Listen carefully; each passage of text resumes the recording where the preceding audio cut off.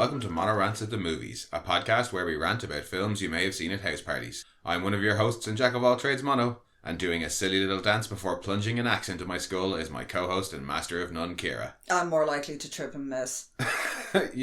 Miss, but probably still hit me and just take way longer to kill me. Well, considering I'm lethal with a ping pong paddle, yes. Yes, you are. They wouldn't trust me with an axe. And we own an axe, which I don't go near, or the chainsaw. No, you're not allowed near any of that stuff, to be honest with you. And mostly because I fear for my life, but not because of any, murderous No, I intent. am clumsy. Yes, you were. I am clumsy. It would turn into, a fucking Final Destination-esque death. Some sort of weird slapstick Patrick Bateman. Oh, God. But yes, as promised, it's American Psycho this week. Yay! The absolute insanity that is. Yeah, and I've decided to read the book, having never read it, and I'm about 3 chapters in, and it makes my brain hurt. I have not. No, I read The Rules of Attraction before and was like, oh my god, this is a fucking slog. But it is very much the writing style and the narration style that you get throughout the movie of him constant name dropping and everything is precise. And he's obsessed with image. It's all very evident in the book. Yeah, well, I'd say I can imagine every second the camera dwells on a plate of fancy food in the movie. God, yeah, there's a two full or three pages of text. It's a full book. Paragraph description. So yeah, I'm kind of glad for Evelyn and is it Caroline? Whichever one he takes out that's drugged off her face.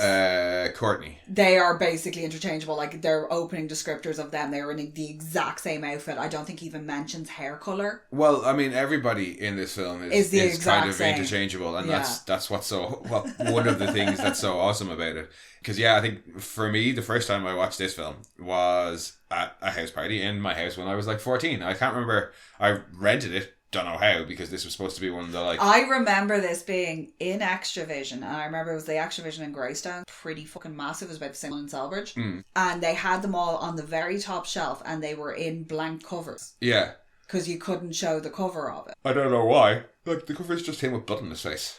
Yeah. Or I think it was the cover of him with the ice pack, because that was another one that was out. But I can't remember it, but it had a sleeve over it. It was supposed to be super restricted. Yeah, it was super the violent. most 18s of all the 18s. But somehow I managed to rent it and watched it with my friends at 14 and did not understand it at all. I was like, what the fuck is going on with this film? Particularly the opening when he's talking about his skin routine. I was just I had no idea what. I just didn't know how to take the film. Yeah, I was like, what is going on? I watch it now and it's such a, I kind of view it as a black comedy satire. Even though he is murdering people, it's a poking fun at. Absolutely. I don't think anybody would question that it's black comedy. But I know people are like, oh my god, it's a horror and it's so gruesome. I'm like, is it really? See, that's the thing that I was I think that having a female director as well, the gore and the women aren't objectified because he's so focused on himself. One of the things is that it's accused of being misogynistic, and other people think that it's a feminist film, and I would be inclined to think that it is more feminist. This is not a film that's nice to men. I know his violence is directed a lot of the time at women. Yeah. But we're not supposed to like him. No, he's not a likeable character. And I kind of also don't understand where the controversy. I think a lot of the controversy around the movie came from the fact that the book was so controversial. Yes, and there was a lot of furore around the book, and it's almost like I was saying it to you, when 50 Shades of Grey, the book came out, the pile of steam and garbage that it is, and everyone was like, oh my god, they're going to make a movie! And everybody went crazy. When this book came out and they announced they were going to make a movie, everyone was like, no, you can't make that movie. Yeah, to the point where Gloria Steinem had a whole campaign against it. She was up against Leonardo DiCaprio being like, you cannot take this film. This will ruin your career. I wondered. Ironically now, Thingy, I've forgotten his name. Christian Bale is her son-in-law. No, I wonder was a lot of the controversy around the movie at the time based on just that it was coming from the book, because some of the criticisms that I've seen leveled at it, because I don't think it's that shocking of a film. The gore isn't, there's not actually a lot of gore in it. No. You see the after effects. You don't see him plunging the axe into Paul's skull. You don't see the chainsaw going into Christy. If it had been shot by a man, it would have been a very different film. And honestly, the Justice League, the way there's all the upskirt of Wonder Woman versus the Zack Snyder shot where it showcases her skill and ability, it's kind of that.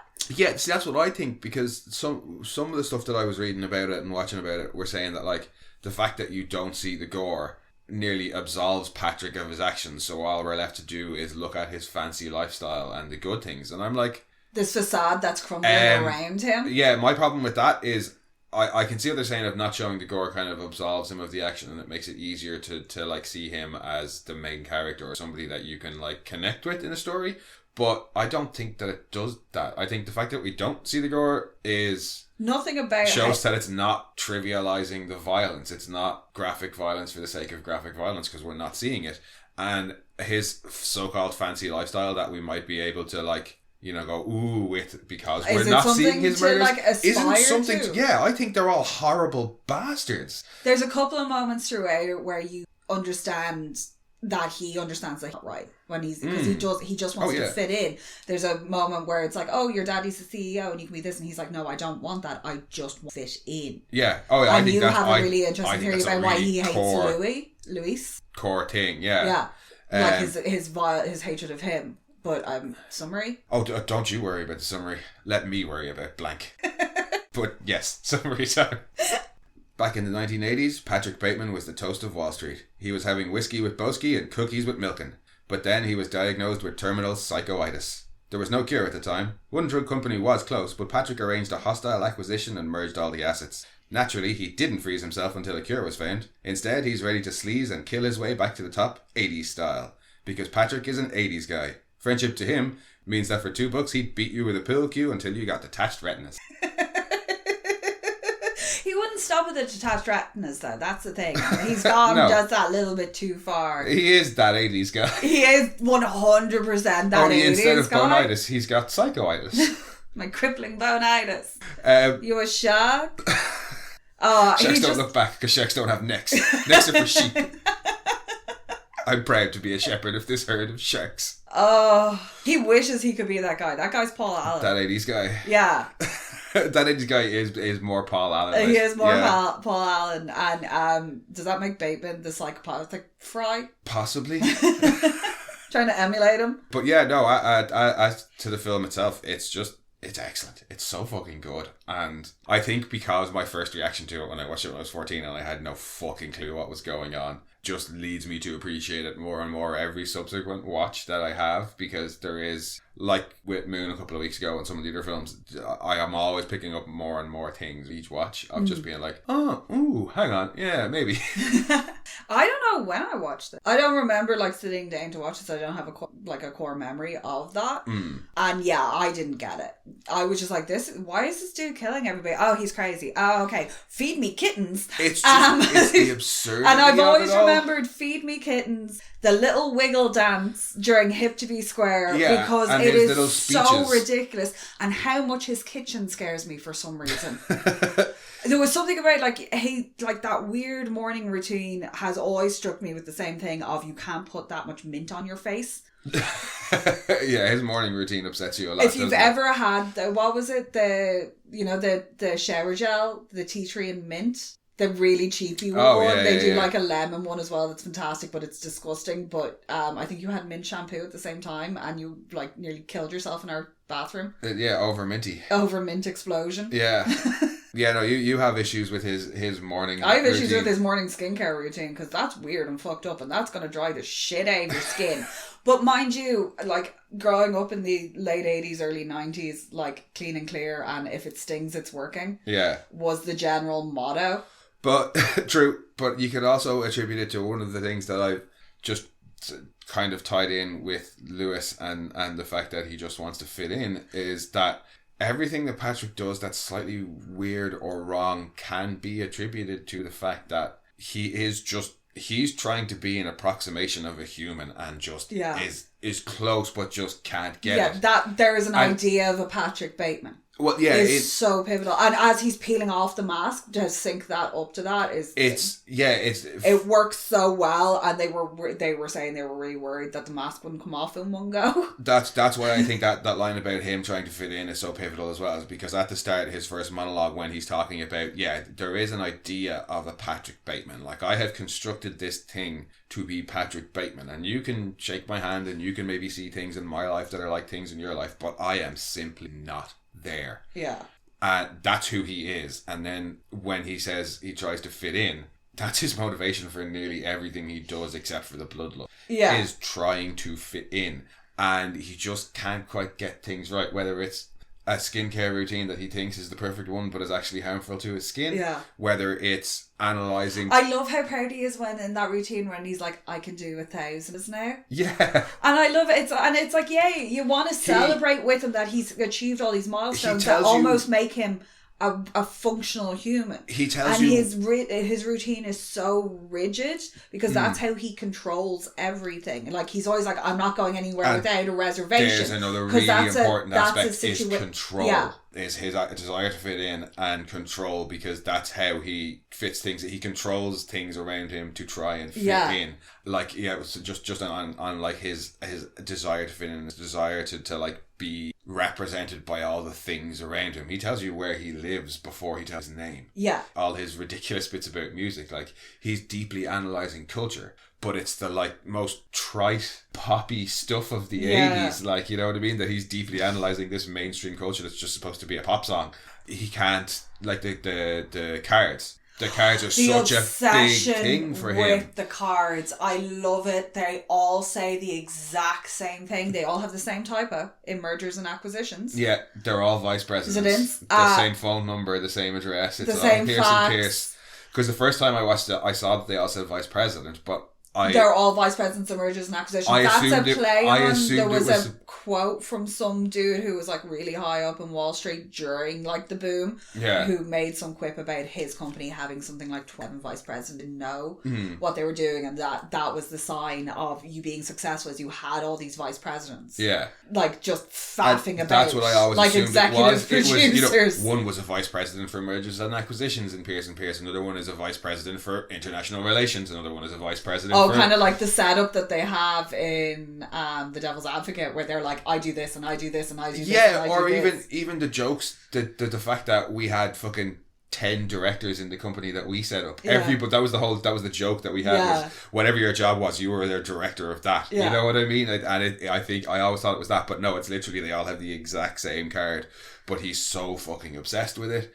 And they all look damn near the exact same. Even down to the fact that... the way, there's certain ways he says that, he's like, didn't it? It's like, no, dude. And the sweating. Honestly, whoever was in charge of, like, misting him, because as he gets more panicked and he becomes more sweaty and panicked, and it's kind of like Stressed Eric with the forehead vein. There's a rumour that Christian Bale can sweat on demand. I'm pretty sure some people can cry on demand because of this film. Like, it's insane. Like, as you watch that, in particular the card scene. Oh, yeah. And as every person pulls out their card, he is just like, he's going to need to go and be hosed off after this. Yeah. He's so amazing at portraying Patrick Bateman. Like, I love the fact that he did base it on a Tom Cruise interview where he said there was just nothing going on behind the eyes.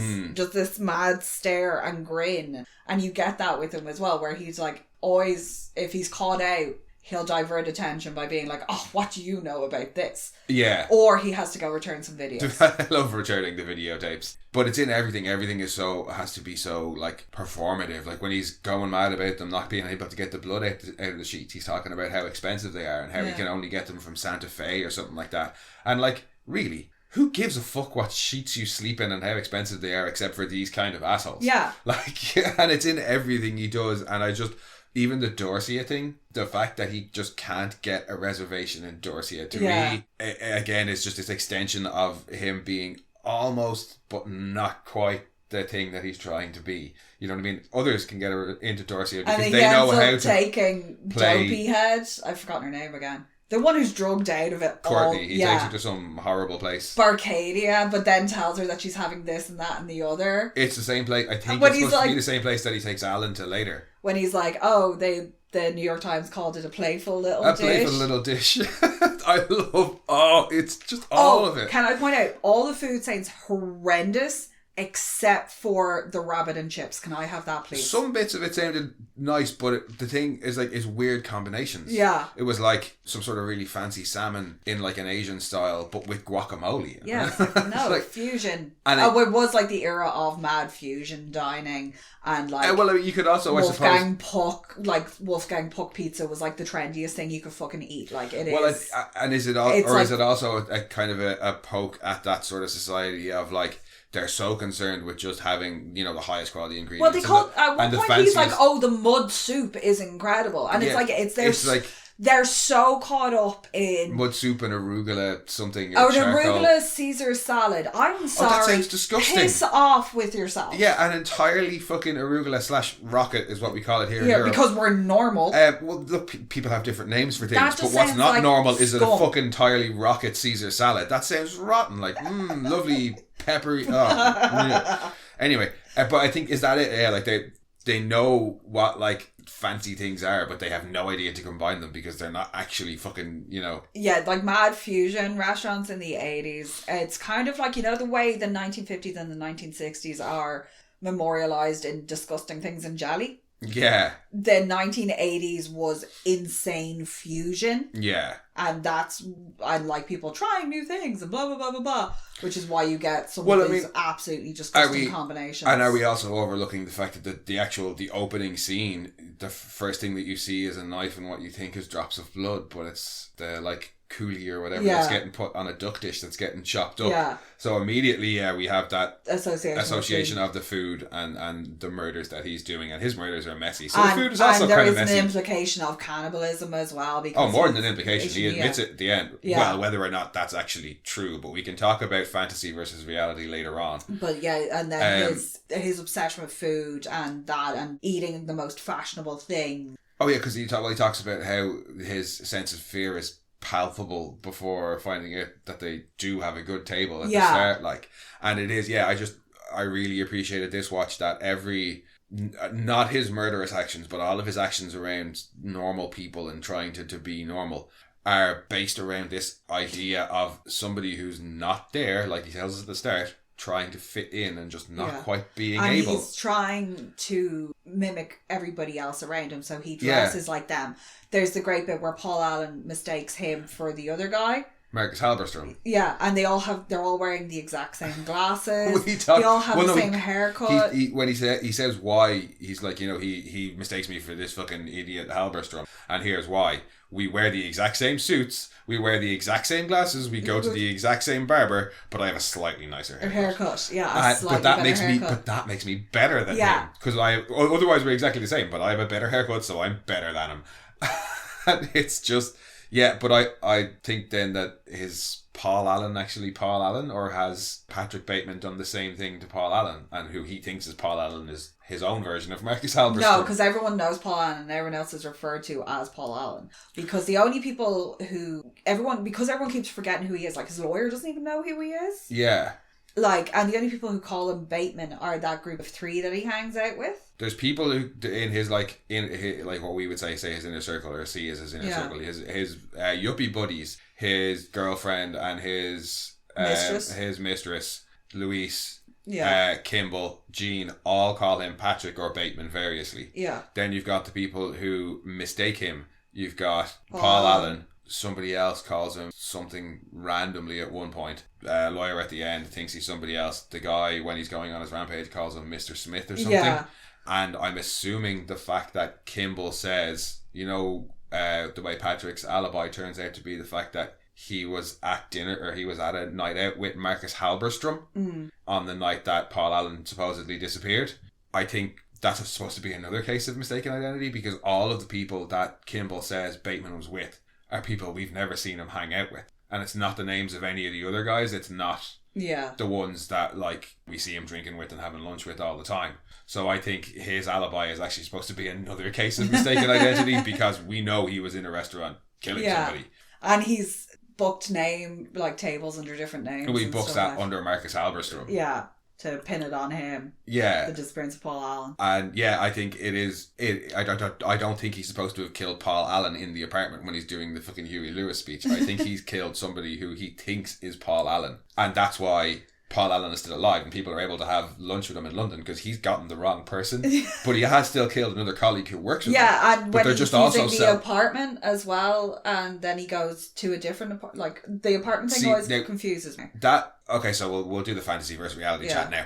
As everything, as he's starting to lose control and everything's starting to crumble, and this facade that he's built up around himself is starting to break down, and he's moved the party to Paul Allen's place instead because his gaff's starting to get a bit. I think it's probably important to mention what both the director and Bret Easton Ellis have said about it. Yeah. So Bret Easton Ellis has said that in the book it's supposed to be ambiguous. Yeah. The ending is supposed to be ambiguous. He says his view of the film and film in general is that film just begs to be answered. So even if you try and leave it ambiguous, people are going to take a reading into it one way or the other. And Bret Easton Ellis has also said he has killed people. Yeah.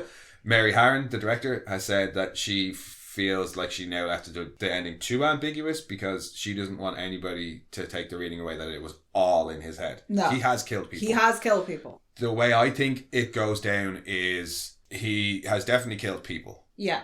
He's guaranteed he's killed the homeless people. He's definitely killed a homeless person and probably the couple of and his girlfriend, because in the book I know that apparently is quite long and drawn out and very dramatic. So definitely his ex-girlfriend Barbara. As for Paul Allen, I've already said what I think. I think he's killed somebody else that he thinks is Paul Allen, and that's why there's all the confusion. Yeah, because who's in the bathtub in the East Village? As for everything else that lends towards it being just in his head, the confusing bits, like what happens how does that whole apartment get emptied? Why does nobody hear him running around with a chainsaw and the fuck did he clean that up? Is because his mind is starting to unravel. Yeah.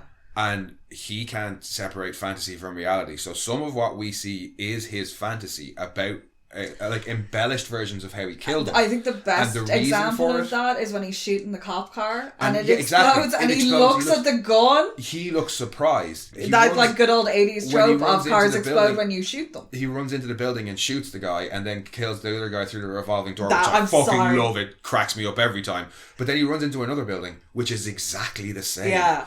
With slightly different desks out. The ATM saying feed me a kitten. Yeah, these are all things that are clearly like weird and could be inside his mind, and that's why a lot of people think it was all in his head.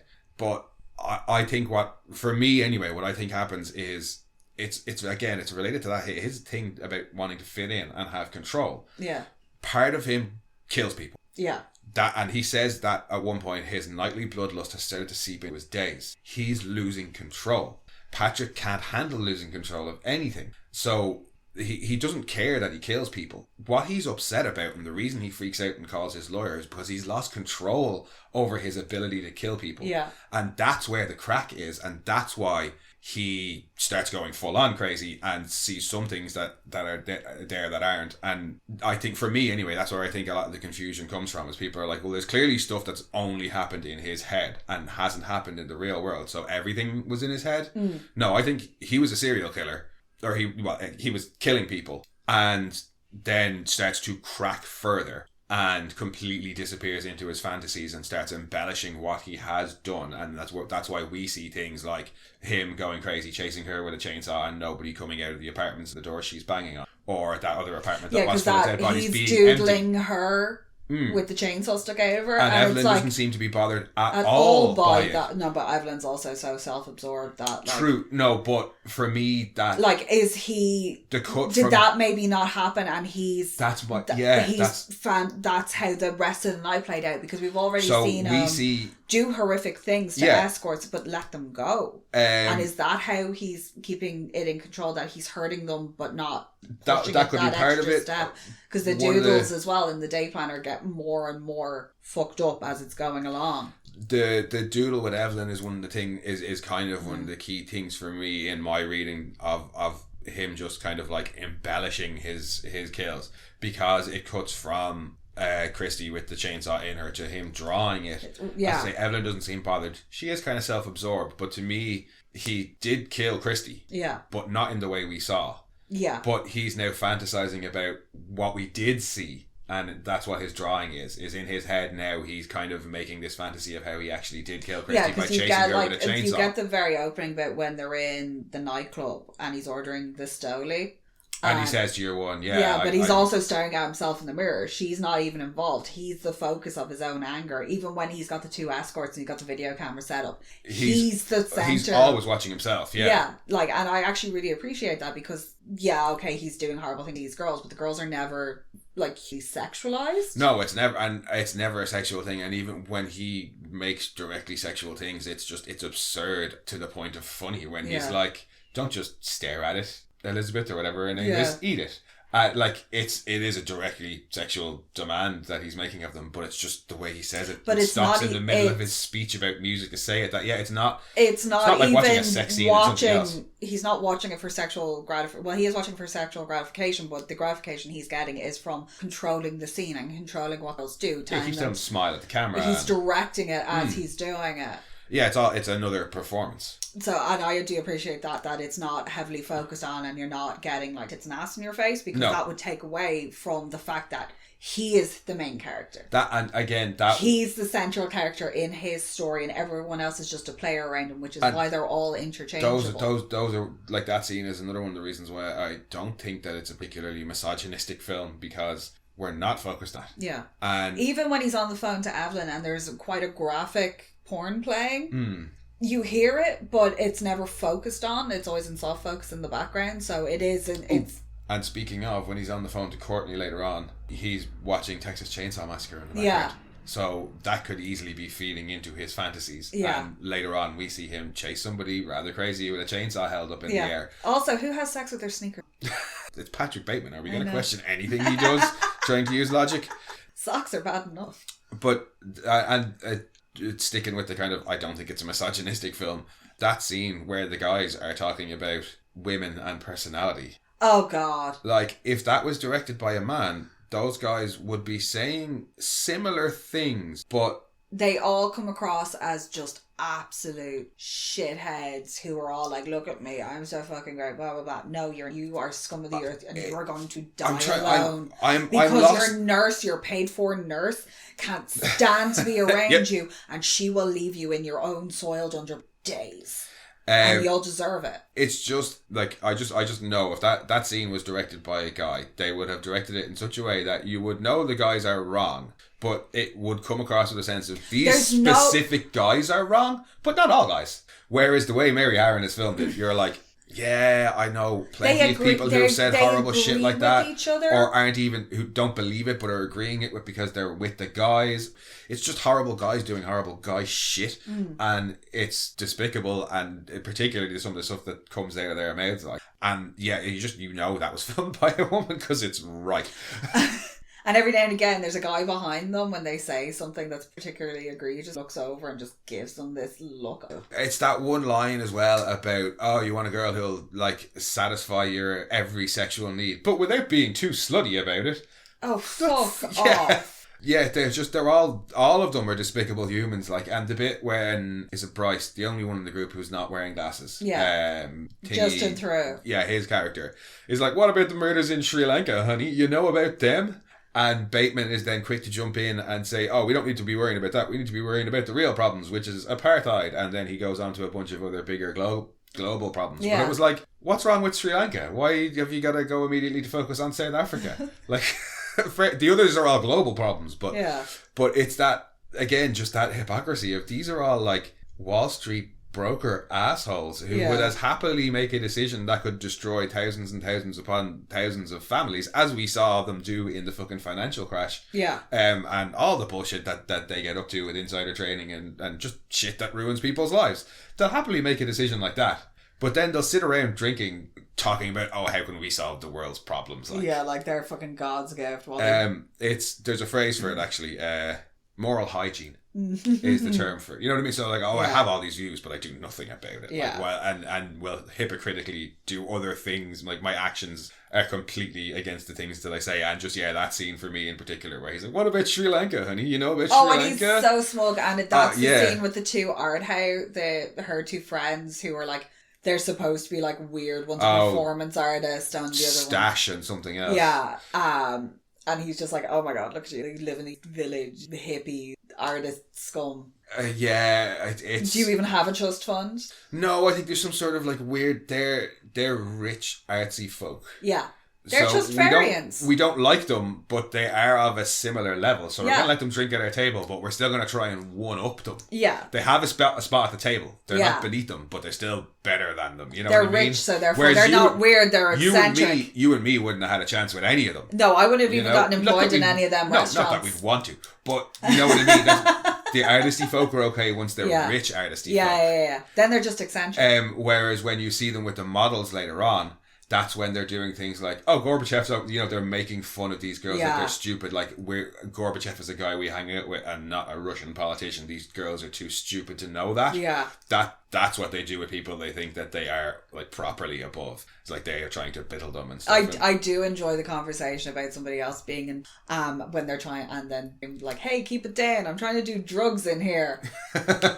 when Patrick and they're having the argument in the bathroom stall. Yeah, about how crap and the Coke bathroom is like hopping. The bathroom is the place to be. Like at that stage, just do it out on the table. Like nobody's gonna give a shit. Well, there's just so many things to do with the cocaine as well. One of them comes back from the bathroom at one point when they're all sitting there having a conversation, and one of them just comes back in the bathroom and sits down, and it's his introduction into the scene. It might even be at the very start. I can't remember, but he sits down at the table and goes, "They've got a shit bathroom to do coke in."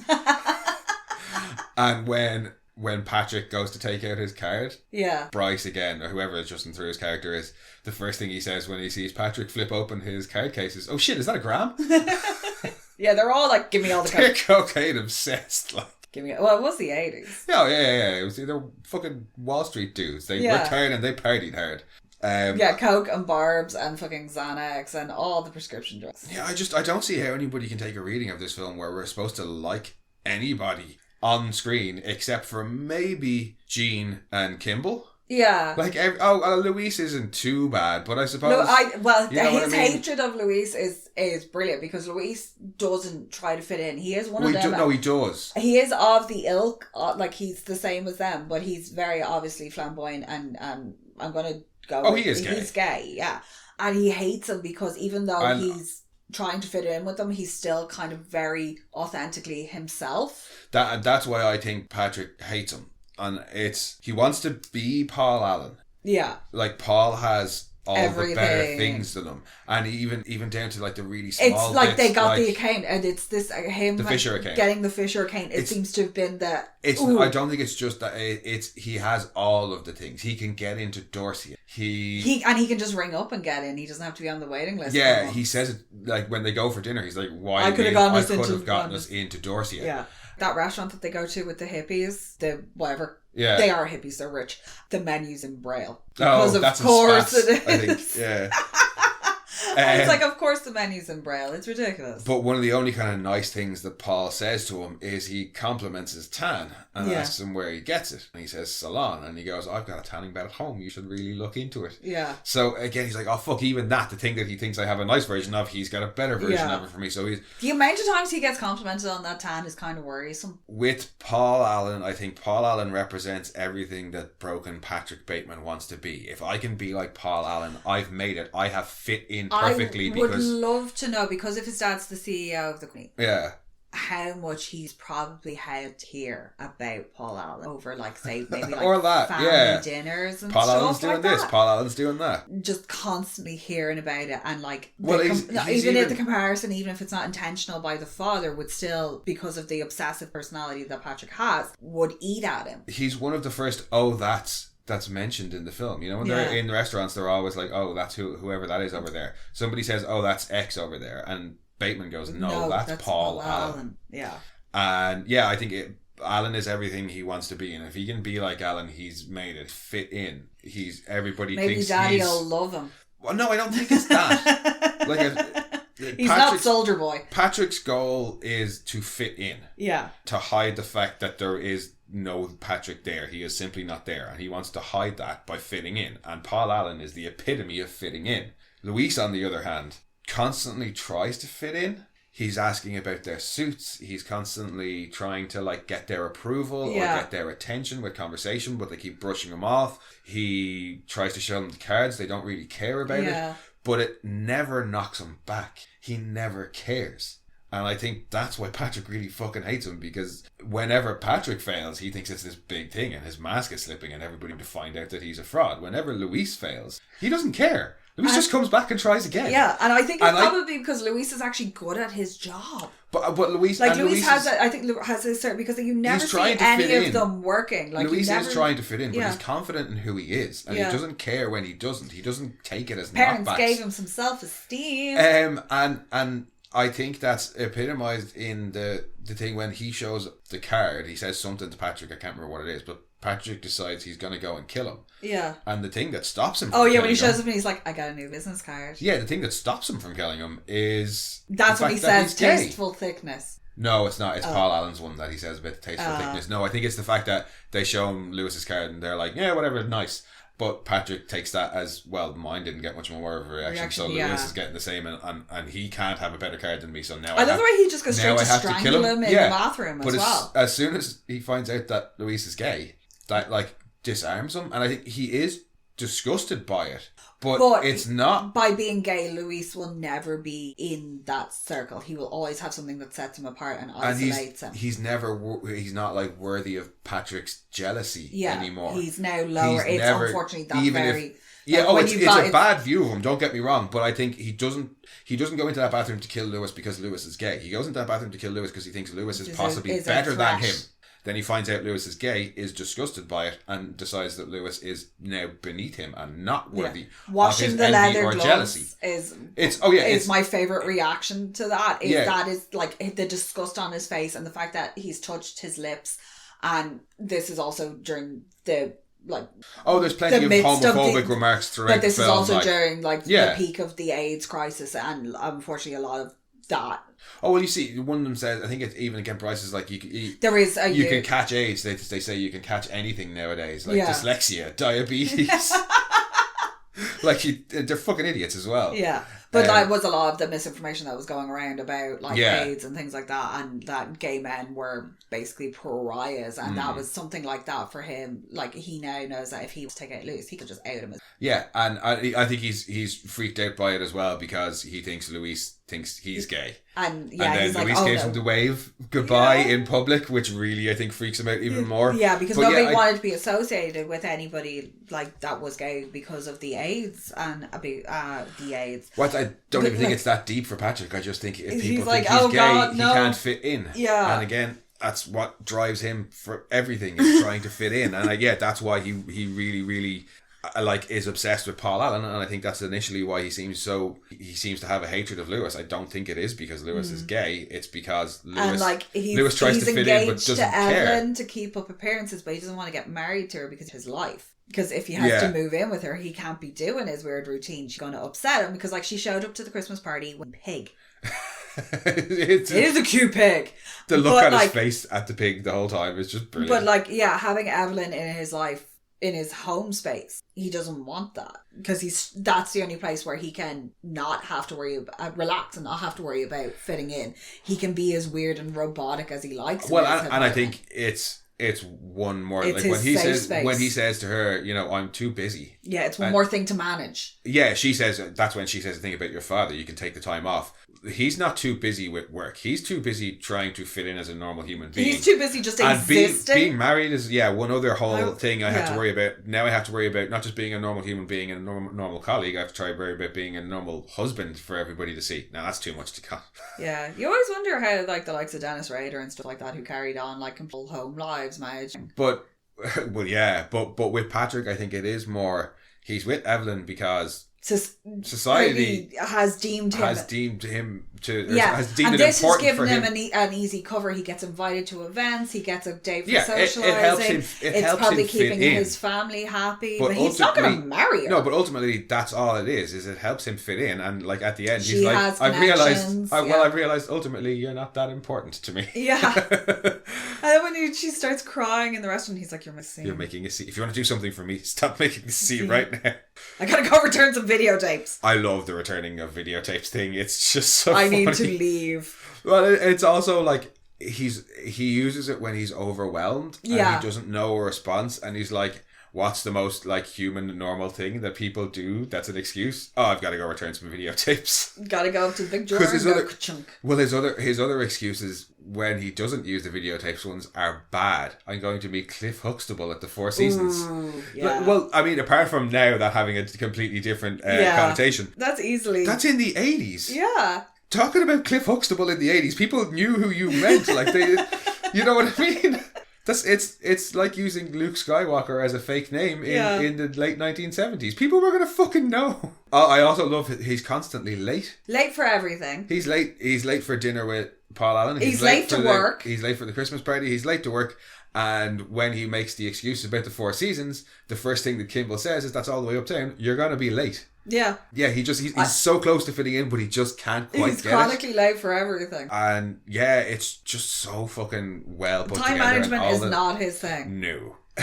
But I just love all the tiny little minutiae of this film that just add to just Patrick Bateman in general and his madness. And that's not to say we've barely mentioned Christian Bale and how fucking good he is. Yeah.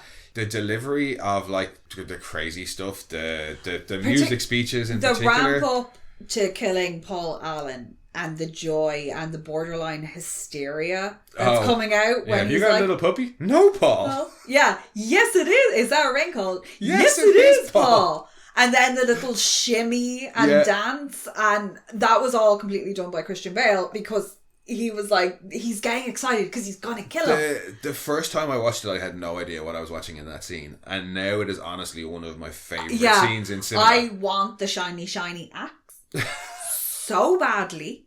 Like, and it's fitting that he would have everything such else, like, you know, he's gone and gotten that suit. at Tiffany's or something. Like, it looks like it's a high, like it, they give you a silver axe head. Yeah, like everything, even down to like it's what is it? It's copies of the Style edition, and it's all taped down so precisely with the little like black X's of tape. Yeah, and he's like, "What do you have in here? A chow?" You got a little chair or something in here. He's just so hammered at that point as well. Yeah, I don't overly. It's one of my favorite Jared Leto performances. He is very good as Paul Allen, and you're like, he's one of the only people that you're happy to see die. How the fuck did that waiter in that restaurant not hit him with that menu board? Because he's an actor. I know, but like, I know I would have clipped you with the back of the end of the tray and been like, "Oh, I'm so sorry." Yeah, but we don't work in places like that.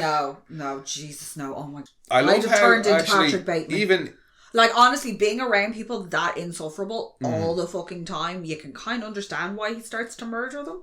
I love how ultimately at the end of it as well, even Kimball seems to decide that they're just not worth much effort. Yeah, because. Obviously, yeah, from his point of view, actual Paul Allen does turn up. So whatever they found the dude. Whatever about the guy Patrick Bateman killed that I think he thinks is Paul Allen. Yeah. The real Paul Allen went missing because his missus hired Kimball to find him. Yeah. And I don't think he's hallucinating Kimball at all because we see Gene talking with him and talking about him. So from Kimball's point of view, he gets hired to find Paul Allen. Patrick seems like a likely guy because he's acting quite suspicious. Yeah, but he's also on a lot of cocaine. But then Paul Allen turns up later. Yeah. And just because the dude's kind of weird doesn't... In the meantime, he's realised, that this dude's kind of weird, but they're all kind of weird. They're all coked off their faces. They all hate each other. They all have massive Few of them egos. seem to actually know who the other people actually are. So you know what? I'm just done with all of them. The fucking same. Because, I love the way he plays it, and you told me something that I didn't realise. They filmed every scene with Kimball. They filmed it 3 different ways. So he knows Bateman's the murderer. Yeah. And he's trying to bait him. He doesn't know, he thinks Bateman's completely innocent and is just a bit weird. Yeah. And he's suspicious of him. And but then but isn't 100% and isn't like quite buying the story. Yeah. And then they mixed all those different takes in together so that you really don't get a read on how Kimball, which plays into Bateman's paranoia. I watched this film so many times and I could never get a handle on Kimball. I was like, does he know? He seems to know. But then he does other things where it's like... It's contradictory. Yeah. And now that I know that, I'm like, okay, so the character of Kimball actually doesn't know or does know. It actually doesn't matter, because it's all Bateman's perception of him. Yeah, I really like that choice. So instead of me being able to actually be like, oh, the character knows, the character doesn't know, it doesn't matter. Do you know what it really reminded me of? Playing LA Noir and having to read the faces. Yeah. Like that whole thing. Oh, yeah. Yeah. But normally when something like that happens in a film, if I found out, oh yeah, they actually filmed it all 3 ways, so there is no answer, I'd be like, what a rip. I want an answer. But it's Patrick's perception of Kimball, so it's like he doesn't believe me, he does believe me. Yeah. It's him running through all out. the scenarios in his brain and trying to modify his answers Well, he asks him, am I being cross-examined? Yeah. And Kimball says, no, do you feel like you are? And then he says, no, not really. Yeah. Like, so he's trying to modify his answers to get the reaction he wants. But while that might normally annoy me, I really, really appreciate that they did that you then can't gauge what's going on, and it makes you really uncertain. But it also, I think, is actually quite important as well then towards the ending. And I think it is something that both the director and Bret Easton Ellis have said, is that whether or not it was all real doesn't matter. In the same way that whether or not Kimball knows doesn't matter. The ending of the film and Patrick not getting caught and whether or not Patrick is Patrick and whether or not Patrick killed all those people kind of doesn't matter, because the point of the film is not whether or not Patrick killed those people. It's the fact that he quite possibly did and has gotten away with it. Yeah. And these are all horrible people who don't really care and don't notice that one of their colleagues is a murderer. One of their other colleagues has quite possibly been murdered by him and nobody seems to know or care. Yeah. That's the point of the film, is the horrible people that these all are. That people have noticed that it's Paul Allen that is missing. He's very, very high profile. And was reported. So did he actually murder just one of the other 27 vice presidents? He murdered some other Marcus Halberstam. That's what I think. Fucking up themselves. For me, that's what happened. Self-absorbed. That they don't give a shit. Once it doesn't affect them directly, they don't give a shit. And that's why the ending doesn't matter, because it doesn't matter whether or not Patrick has or hasn't murdering killed all these people. Because the fact of the matter is, if he did or if he wanted to, he could get away with it. Yeah. For me anyway, that's the point. And it is, I think he's killed some other random Marcus Halberstam type person that everybody mistakes in the same way people mistake him all the time. And he thinks he's killed Paul. And I like that it's so vague. You know what I mean? Normally I am one for give me closure, but... No, his obsession is so insane, and has taken him to such limits that he's now...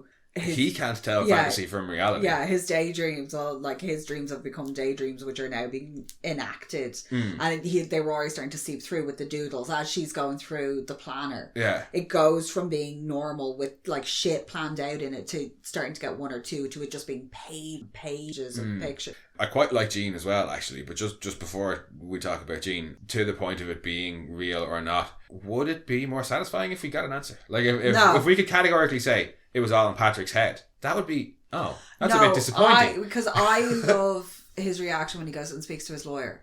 Yeah. And he's like, oh yeah, because he's after leaving this insane phone call. Yeah. Which apparently they just kept feeding him more and more coffee and taking more and more takes and just being Christian put in Bale's shit. Performance, again, he's just so good. And the sweating. But the John Wayne Gacy confession to the lawyer.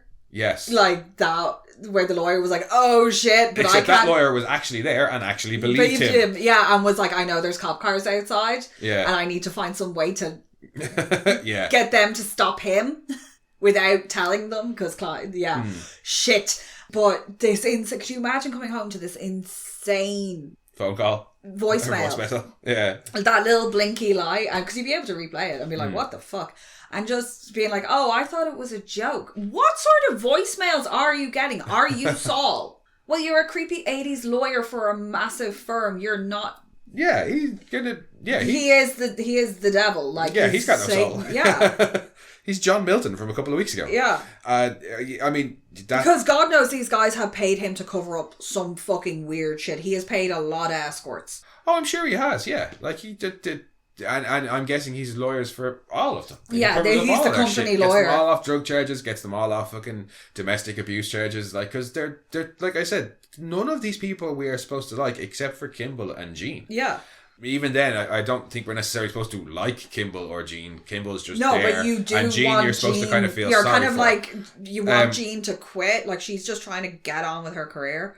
And I think the reason she survives, Jean doesn't... I don't know if she dies in the book or not, but I think the reason that she survives is because she's the only person who kind of She actually likes it. I was going to say she treats him as a human, but it's not so much that she treats him as a human. She has no expectations of him. But she does also follow his instruction. Oh yeah, she follows. And she's trying to make an effort easy to control. Yeah, and she's making an effort to please him, which he likes. Yeah, she's easy to control, and she does things to please him. That's her job. That works for Patrick because. But he extends that out to her clothing. He's testing the barriers with her. It's wrong. Like, but the point is, he likes her because he can work with her. He can control her. She will do what he says. Her into what he needs her to be. And she doesn't create problems for him and his trying to fit in thing, but she accepts him as he is. She never has any like expectations of him like Evelyn or all his friends do. So he can fit in with her no matter what he does. Yeah. And like when he brings her to his apartment later on, and she's like really impressed, and he's like, oh cool, like because he had the moment of going to Paul Allen's apartment and knowing that his apartment's better than his address is nicer. Yeah. So when he brings Jean in and she's like really impressed, he's like, oh, and he's asking, he's like, again. But he's asking her like, what do you want to do with your life? Yeah. And she's not answering in the same way that any of the other like they all have like 5-year plans. Yeah, she doesn't have a 5-year plan. She doesn't want to bag some rich guy and get married. She's saying things like, "There's a lot of opportunities out there for me. I actually don't know. It's a bit of a like confusing time for me." Yeah. And then when later on she says, she does kind of answer in as much as she says, you know, I'd like to make somebody happy. Do you want to make somebody happy? Like, is that a thing? Yeah. You know what I mean? So she's not after like material goods or anything like, because the rest of them are very like consumeristic. It's like they all have like the mobile phones. Oh my God, the mobile phones. I know. My dad had one of those, the big, you know, the atypical one. Yeah. My dad had one of those and that thing weighed a ton. I think it's still in the attic. But they all are like showing off their new shit, and they all have, unfortunately he couldn't say hands off the Rolex because Rolex allowed everybody but him to wear their watches. Yeah. And for like the companies, there was a lot of Jean-Paul Gaultier didn't give a shit though. No, Jean-Paul Gaultier put a dead body in my bag. I don't care. Yeah, and then marketed it as it like. We'll put a clip of it on Eurotrash. Yeah. Oh, but yeah, Jean-Paul Gaultier, like he's fucking. He did not care. Yeah. No, he's awesome. Oh, great, brilliant, and like the suits and stuff like that. Like Armani or one of the companies was like, oh, you could, or Scaparelli. He can wear them, but not when he's killing people. Yeah. And like loads of things, like the Calvin Klein, I think, pulled out for like the underwear and stuff. Yeah. They didn't want to be associated with it, which now it would be the opposite. They'd all be scrambling to be like, yeah, we're like, put my product in it. But Jean's the only one who's not really concerned with all that, and he's the only one that he ever really shows some kind of like softness, not the right word, but like when he tries to humanize himself for her. I think he is actually worried a little bit about hurting her. And I think the reason he's worried about hurting her is because she's the only one that he can just not have to try so hard with all the time. Like she's happy to just sit there and eat ice cream. But when he snaps at her over, she asks if the reservation he's making is for something romantic, and he just goes no, and then he goes silly. And there's one or two moments, and then it's like, never mind, I'll do it. There's one or two moments like that, where he like softens towards her, and it tends to be after he's been kind of snippy or mean to her, and it's almost like, oh shit, this is the only one who's easy to be around. I probably shouldn't fuck it up. Yeah. And then when she's over in his apartment and the phone call comes through from Evelyn, I don't think it's like, oh shit, I've been caught out. Like, I think he sees he's hurt her. Yeah. Because she obviously is like, oh shit, he's still with Evelyn and I shouldn't be here, but I really want to. And I think if she stayed... Oh, he'd have killed her. He'd have killed her. Yeah. But he says, you know, if you stay, I might hurt you. And she's I suppose I don't want to hurt. And he says it in very... He warns her away without being explicit, and it's kind of like one of the only humanistic moments that he has. It might be a subconscious thing that he does to push her away, but I think it is because she's the only one who's like, who treats him kind of as a human and who accepts him as he is. She's also the only person who's kind of normal and empathetic and caring. Yeah. She's kind of like what he wants to be. She just exists and is happy to be there. Like, she's not glory seeking or showing off all this shit. She's just doing her own thing. No, and like when she, even to the point where she picks Dorcia, I don't think she picks Dorcia because it's the most fancy one. But he's wanted to go. I think it's either he's wanted to go or the fact that she has heard the name batted around, and she's trying to pick a name that she thinks he will like. And it's not done by her like, oh, I want him to take me to the fanciest restaurant. No, it's he really wants to go. He really wants to go there, or I think that's the one he'd like to go to, or that's the one that I've heard them talk about. Like, it's not take me to Dorcia. Whereas with Courtney, she doesn't want to go out. She's like, no, I'm not going out tonight. And no, he's I'm not like, going oh, out I have tonight. reservations. I have reservations at Dorsia. And all of a sudden, even though she's off her face and can't stand like, up, she's like, ooh, Dorsia. Yeah, because then I can say, I got to go to Dorsia, which she obviously does, because after that scene, we see Louise saying, thanks for taking care of Courtney. Dorsia, by the way, really impressive on a Friday night. Yeah. No, obviously, she was in Arcadia. But that's it. She was so off her face, didn't want to go out. But the prospect of being brought to Dorsia and being seen at Dorsia and being able to say, I went to Dorsia. And the fact that we as an audience never get to see Dorsia. Yeah. It's so exclusive, we don't even get to see it. Yeah, I do enjoy that. But just that whole lifestyle seems to be so tedious to me. No, that's the one thing I will say that I did get as a 14-year-old on my first watching of this film that has never changed is I have no desire to live anything resembling that kind of lifestyle at all. That just seems exhausting. Let I could me roam do with some around. of the money, don't get me wrong. But even if I wearing- had that level of money, I still don't think I'd be arsed with like all that shit. Fuck off. Yeah. Like, yeah, I just no, and I don't think you know. Are you supposed? Is anybody supposed to be happy? Is anybody? I know some people are watching this film and thinking that Christian Bale, Patrick Bateman is some sort of Sigma person guy thing, but is anybody normal watching this film and thinking that, oh yeah, these guys, not Patrick, but these other guys have a nice lifestyle? Like, no, they have fancy things and they have money, but they're all fucking cunts. Like, it's not, and that's what I think. That's what for me. That's what this film is about. Is it's satire of like 80s culture and capitalism and excess and greed, the consumerism and a loss of humanity and connection through those things, exemplified by Patrick. That's what this film is about. Yeah, I don't know. I don't understand the controversy around it overall.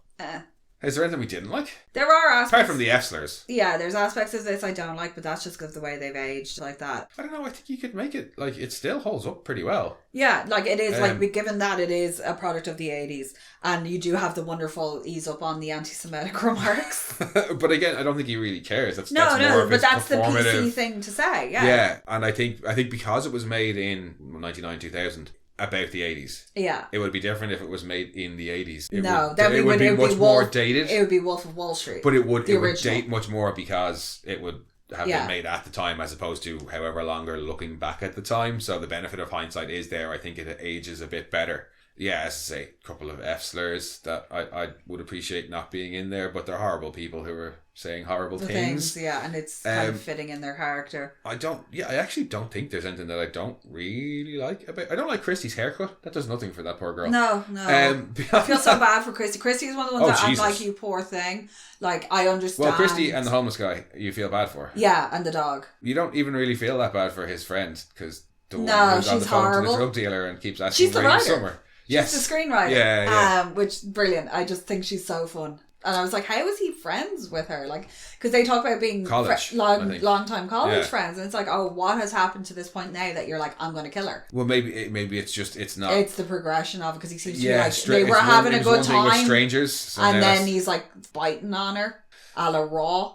Yeah, that wonderful French horror film, and then she takes off running. I do want her little teddy thing. That is so cute. But lingerie aside, I want his chainsaw, his sneakers. No, but when I do love her fleeing through the apartment, and the apartment being very like labyrinth. It's all little hallways and stuff. Oh, the way it's fit. That's fit. That scene in particular is opening all the doors look the same. She opens one, and it's the closet with the dead people in it, and then there's the room with all the stuff written on it. Even the hallway outside and the way the stairs is so clinical. But just the weird triangular hole in the shape of the stairs, as opposed to just your normal square.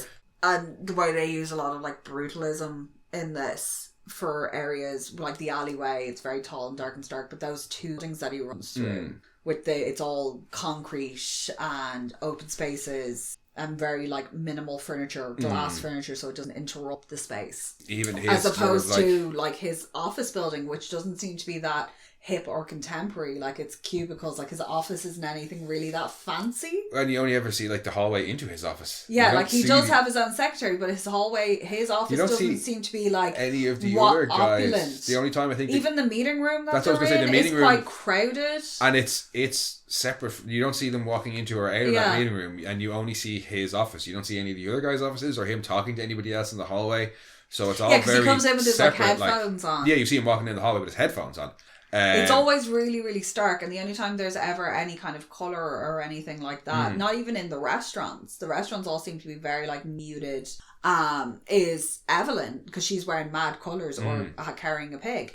But even like the like when he goes into his wardrobe and it's all identical. I love actually the little... His knife block is really weird. The triangle magnetic knife block when he's talking to her and he opens the drawer and everything's precise. Yeah. Everything's like scarily precise. He's just like fingering the paring knife, and I was like, "No, dude, you'd be there all day. Don't use the paring knife." And then he's like, "The head in the fridge" when he gives her the yogurt. The head in the fridge. That's when you're like, I knew his kitchen freaked me out. It always had. There's something about an entirely stainless steel kitchen like that in a commercial, not in a domestic situation. I was just going to say that it's a commercial kitchen. It's beautifully shot as well, because you get so many. I don't know what like layout. Silent shots when he's doing his monologues and stuff, and when he's like skipping, but just everything in is his shot apartment. very still with very little movement except for him, and it is almost very clinical the way it's shot. And his kitchen is like a service kitchen. It's very sterile as well. And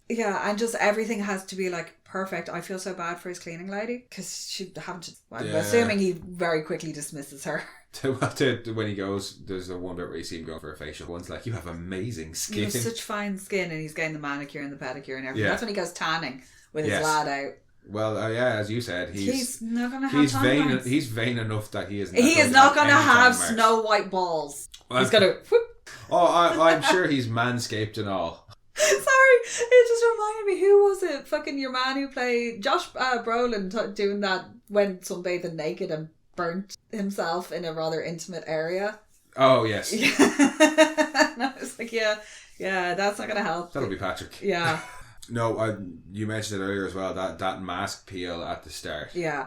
When it comes off almost all in one bit, except for the little bit hanging off the eyebrow. And it's just, I love it, because I don't even know if it was intentional or not, but it's like this absolutely perfect facade, but something is because of the type of gel it is. Yeah. It gives you that weird, smoothed, almost like uncanny valley effect. And then him peeling it off to reveal the slightly more flawed human persona underneath. Yeah, with nothing behind the eyes, as the voiceover is saying, "I am simply not there," and he's talking about this perfect illusion that he's created, and there's just this one little bit hanging off his face. So there might even be another bit, but it's so perfect, because it's like he's this is this almost perfect image that he's portrayed, but there's just slight cracks there, and that's what we're going to see as the film goes on. And it's just it's such a damn good fucking film.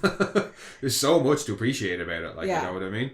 I can even handle the 80s music. Yeah, and you're not. Yeah, you are not a fan of 80s music. Whitney Houston was like, "My music." You own a Whitney Houston CD? And she was like, "You are not putting my music in this film." Aww. I know that Hip to Be Square, they really didn't like that being used, but they signed off on it. But it's so funny. Yeah. It's just so absurd and funny when he goes on his little talks about music. Like, it's particularly the first one, like the Phil Collins "In the Air Tonight," or the whole Genesis one thing is funny, and the Whitney Houston one funny as well. But it's just the delivery of the Huey Lewis and one. It works so well because you get these weird monologues where it's almost like he's putting himself into the headspace of "I'm going to kill you." Yeah. That's his transition from Patrick Bateman the character into Patrick Bateman the serial killer. But is these music monologues. It's almost like he switches his brain over. Yeah, and even those all his monologues, they seem like there are things that you might say when you're having a conversation, like we are now discussing this film and taking it apart and talking about its meaning. He's saying things like that, but he's saying them like he's practiced them a million times. Like they're prepared. They're the blurbs that were sent out to fucking radio stations before they play the song. No, but you know what I mean? That's what it is. Like it's like that. It's the press release that the radio gave. He reads they gave to radio stations notes about the albums. Yeah.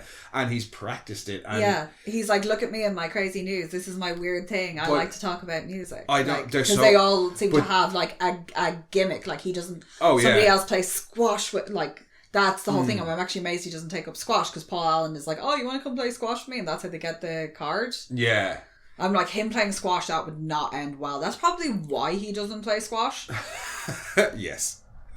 Squash is fucking terrifying. I don't know why anybody would want to play it. The noise alone is enough to put me off. I'd rather play highlight. But no, it's so fun because sometimes the music and the things he's talking about when he's giving these rants about the music is so absurd. Well, that's it. Yeah, so it's very much sniffing your own fart. That's what I mean. It couldn't possibly have come from press releases. It sounds like they are, but it couldn't possibly have come from it because there's some of the things he's saying are so ridiculous and sit up himself and over analyzing fucking pop music. Like, yeah.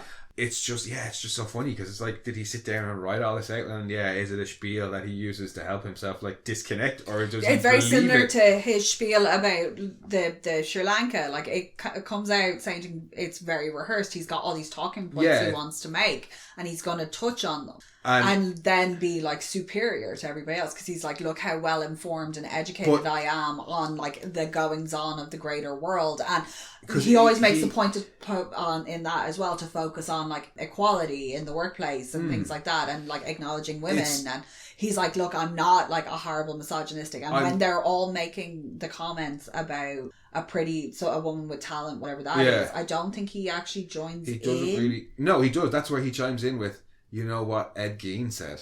Oh, no, Ed Kemper. Which was actually Ed Kemper, yeah. But I think Gein is more recognised. No, yeah, but it is an Ed Kemper quote. That's what he chimes in with. Yeah, but he's not banting with the rest of them. But he kind of is, because they're all talking about what they want in a girl. They don't want personality in a girl. And he busts out he talks about what he wants in a girl. Which, he just doesn't tell them that directly. And then he has the other great bit about the Bundy trivia.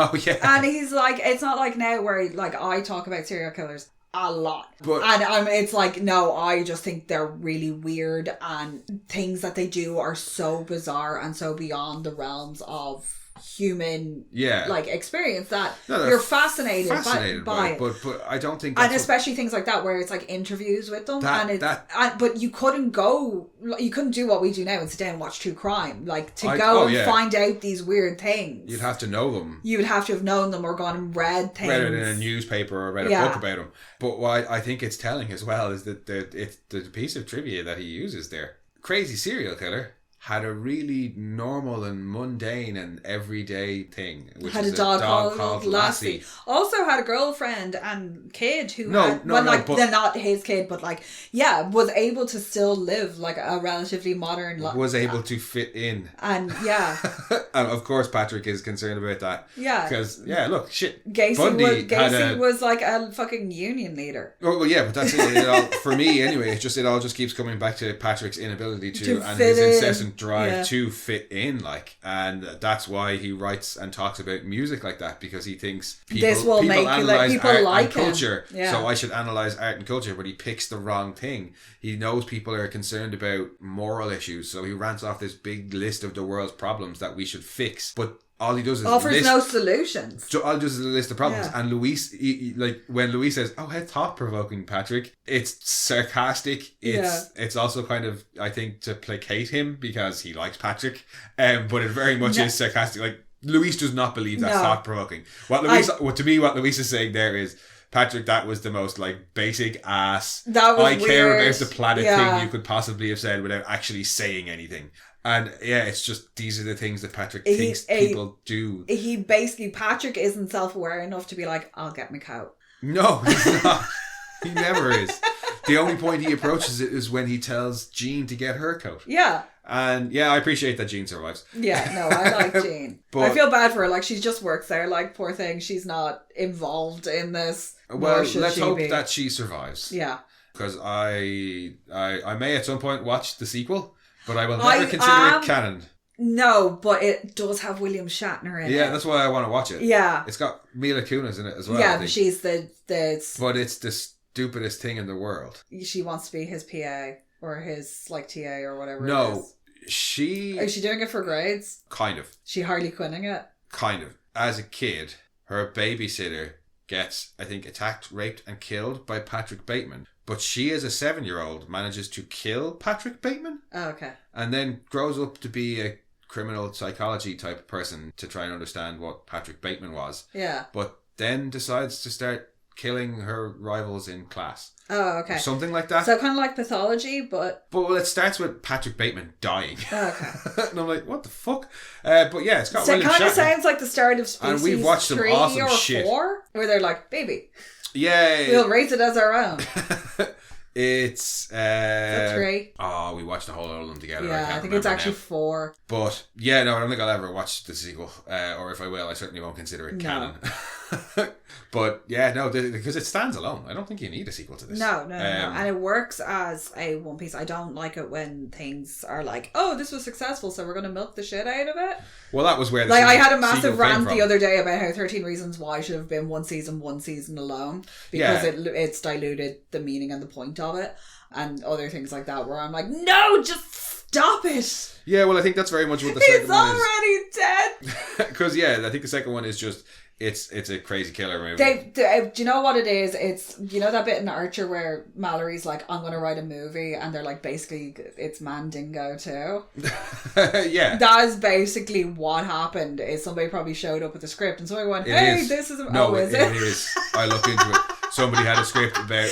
So it is Mandingo too. Yeah, they look at the script. They went, this isn't strong enough to be on its own. Let's attach it to an already established product. Yeah, can they not do that? So attach it to American Psycho. Because I kind of feel that way about Mad Max Fury Road. That Fury Road wasn't going to be enough of a draw on its own. Well, we've said it before about other films where it's it's only linked to that. Whatever the original IP was in the most basic of ways, and it would actually be a better film if they didn't have it. Like people have said it about like the Doom film. If the Doom film wasn't trying to be a Doom film and it was just a sci-fi story about shit going wrong on Mars, it would be brilliant. Film.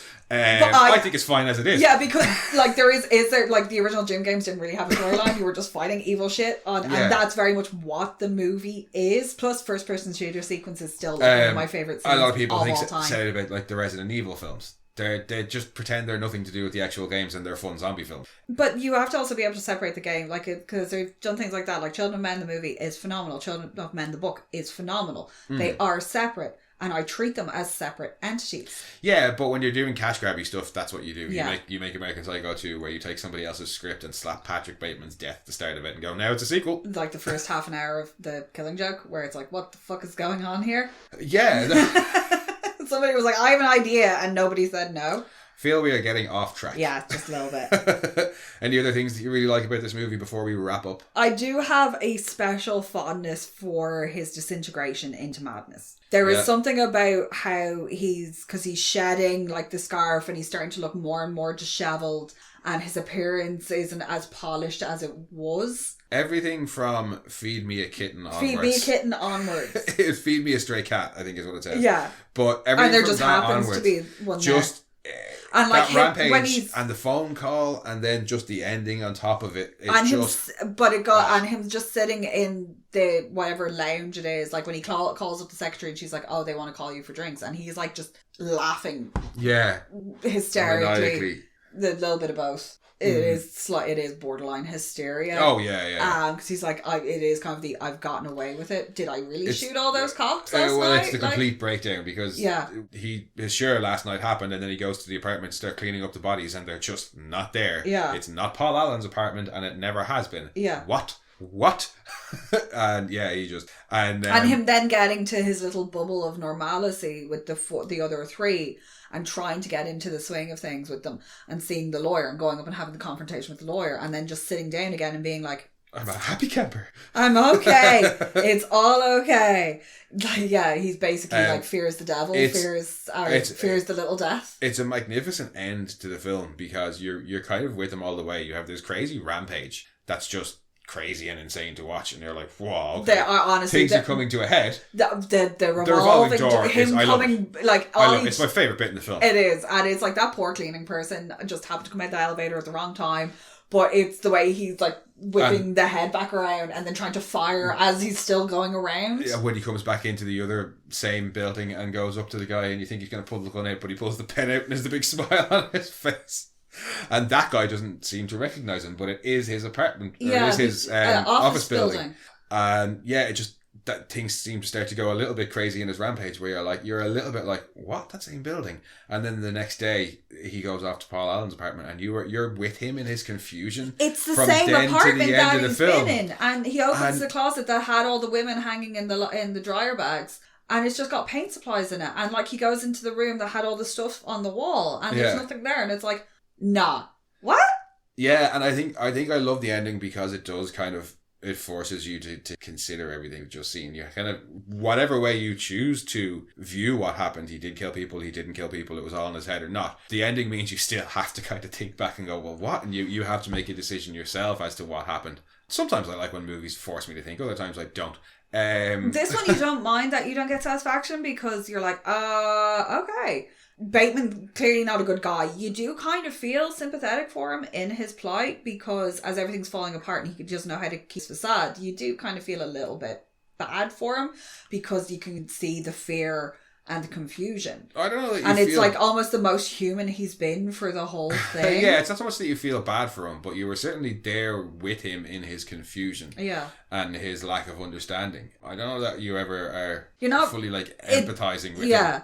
But to a degree, you're like, you either want him to wake up in like a fucking institution and you can be like, he's just had a snap, or to see him actually get arrested. Yeah, well, yeah, you want him as a character to get closure. Yeah. Don't mind if we don't get it, but you kind of want him as a character to get closure. Yeah, get his comeuppance or whatever, get killed. But yeah, I don't know that you quite empathise with him, but it's a fine line to tread because obviously they have to keep this character compelling and interesting, but not admirable. And I don't think he ever is admirable. It's a ridiculously good film. Parts of it are a tough watch, but I still don't think it's fucking controversial. No, I am a big fan of American History X. That I can see being controversial. I could watch this more. Yeah. I can watch American History X makes you sit and think and really evaluate life's choices and decisions and how much they'll affect you. And American History X is extremely heavy and extremely dark. But you're forced to dwell on the violence because that's kind of... It's very in your face. But that's what the movie wants you to consider. Yeah. The movie wants you to consider... And then the repercussions of that motivated violence and its repercussions. Yeah. This movie doesn't focus on the violence because it's not what it wants us to consider. It doesn't want us to consider Patrick's actual murders. It wants us to consider Patrick as a person and all the people he surrounds himself with and what they're like. So yeah, where it's uncomfortable watches is when he's like doing things like that where he's really dehumanizing other people. Because that's the sort of shit that we're supposed to be taking away from the film is not Patrick is killing people and it is bad. It is bad. But this level of greed that we saw in 80s America and Reaganomics and all that sort of bullshit was really bad for a lot of fucking people. Yeah. And yeah, I think it's just for that like American History X comparison. Yeah, they're trying to get us to consider different things from different ways, and graphic violence works for that, but I don't think it would work here. Well, especially in American History X, it's one instance of extremely graphic scene. Yeah, it's not like shown, but it's enough. But because of the way the movie is shot in American History X, it's in black and white, so it's very, very stark and it's presented to you away from it. Yeah. In this, he's trying to almost distract you from everything else that's going on. Like when he kills Paul Allen, he takes the raincoat off, and there's no blood on his suit. There's no blood on his costume. It's just on his face. And it's been framed in a much more kind of absurdy way. Whereas when he actually does kill Christy, it's kind of funny when he's chasing her around with the chainsaw and stuff, but when he actually kills her, it's very like solemn. It's just, it's just him going from the top of the staircase and just her dead body there. There's like very little in the way of sound or anything going on. You just see the blood leaking out, and it's not glorified. No. It's not overly graphic either, but it's a stark picture. Like the picture that he's drawn of her is almost explicit. Well, she's naked in that picture. Yeah.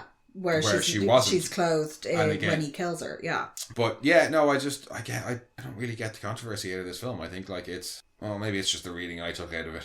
I think it's also the fact that we grew up with early internet and are kind of desensitized to a lot of shit. Is that it? Is it just not shocking to us? Yeah, because we grew up with like the early days of like fucking sharing platforms and shit like that.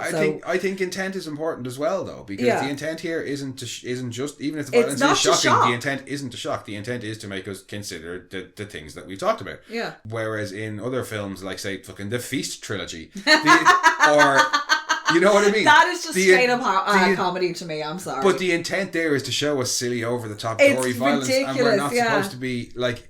It's not supposed to be believable. It's melon stuff with explosives painted to look like heads. Yeah. Like it's not. It's supposed to be ridiculous and overtyped, like the old Japanese or the Asian samurai movies, where they get stabbed and it'd be like a power hose of blood coming out of them.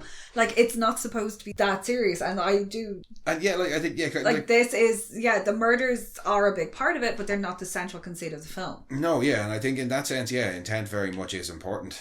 And I just, it's almost like he's such a horrible person, you're not surprised he's a serial killer. Yeah, like he's such a it's it's a natural extension of Wall Street Bros. when it's like, because with his whole introduction and him talking to your one, you're like, of course you're saying those horrible abusive things, look at you, you're a fuck. But it's also directed at himself, and as you go into it more and more and more, it's just like, no, of course he killed. I mean, look at him. Yeah. It's like a natural progression. But yeah, so I mean, that's my feelings overall. Excellent fucking film. Don't understand the controversy. Do understand the age rating. Well, yeah. Just because it is like, because everyone's like, oh, it's over 18, so it's going to be like really, really violent or really gory, blah, blah, blah, blah. No, it's not that. It's over 18s because it's actually really upsetting. It's over 18s because you won't fucking understand it. And there are extremely sensitive topics in it, and it would be very, very triggering for people, in particular the sexual violence that's in it. That's why it's an over 18s film, because if you watch that as a shitty little teenager, you'll be like, oh, he's the fucking man. You might actually think some of the things he does the same thing that happened with Fight Club, where people just didn't get the fucking point, and we're going around we're little shitty kids, we're going around being like, oh, you don't talk about Fight Club, and it's like that. there absolutely is people who have taken the wrong view from this and think that Patrick Bateman is cool because of the way he treats women and shit like that, and these people are fuckwits. That is something to aspire to. But I think, as I said earlier, like normal people, I don't think take that reading from this film. But yeah, it's one that I probably should have waited a little bit to watch. But thankfully I didn't idolise Patrick Bateman. I waited, I watched it again, and I went, this is a really good fucking film with a lot to appreciate. Yeah. And it is, I mean, like, all the acting performances, not just Christian Bale, they're all particularly good. Christian Bale's performance is amazing. Visually, it's a stunning film to watch. There's a lot that you can get out of it, like interpretations wise, and it's just a fucking awesome film. Yeah, it is like there are certain scenes from this that most people know and will quote from day to day, or like, "Hey Paul, hey Paul." Generally gets shouted in our house quite a lot. Yes, it does. But taking the piss out of the business card scene. Oh, the taste happens quite a lot as well. It'd be like, it's bone white. It's got a watermark. The subtle off-white colouring. The tasteful thickness of it. Is, raised font. Oh. If that happens and you're in our house and we start doing that, we're actually complimenting you.